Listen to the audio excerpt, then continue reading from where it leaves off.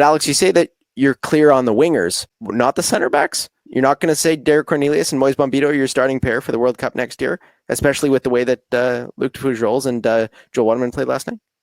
Yeah, I'm not clear because I think Luc de Fougerolles could throw his name in the mix in the next 12 months. I genuinely do. Like, this kid's potential is insane, and we're maybe not talking about it as much. I know it can be a bit hyperbole, but it's not normal for 19-year-old center backs to look as good as he have.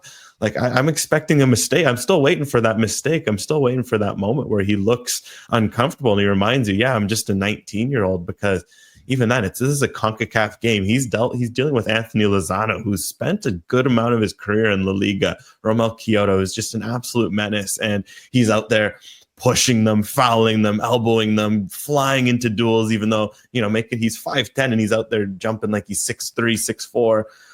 He really, he's going to give Jesse Marsch a real tough time, because, man, if he keeps this up, leads it or has a great rest of the Gold Cup, goes into preseason with Fulham, all of a sudden Fulham, either he plays with Fulham or they send him out on loan and he keeps playing like this, there's going to be a tough battle between him and Derek Cornelius to gain that spot. And I think that's not a bad thing, because either way you win. Derek Cornelius Bombito, we know is good. We know is trusted. And if de Fougerolles does so well that he wins a spot, that's also a good thing. So, man, keep an eye on de Fougerolles, because every time he's been asked to step in, be it Uruguay, Ukraine, and now this, and also even off the bench against Cote d'Ivoire, he's looked up to the standard every single time.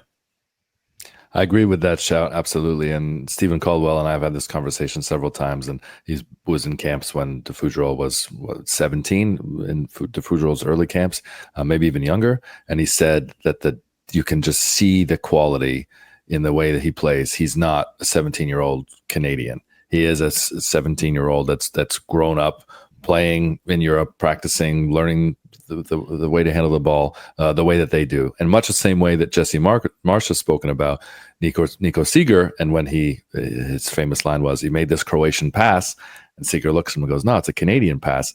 That this is like the new Canadian way, where the players that have developed over there with that intensity and that focus on the ball, you're now seeing this in games, and you're seeing this with players that don't have necessarily the match experience of some of their peers, and certainly some of their MLS peers, but they have the quality to walk right in there and look as though they are 5-6 year vets. And de Fougerolles did that against Uruguay in the third place game, and he's done that every time we've seen him since. So I think that's a great shout, man.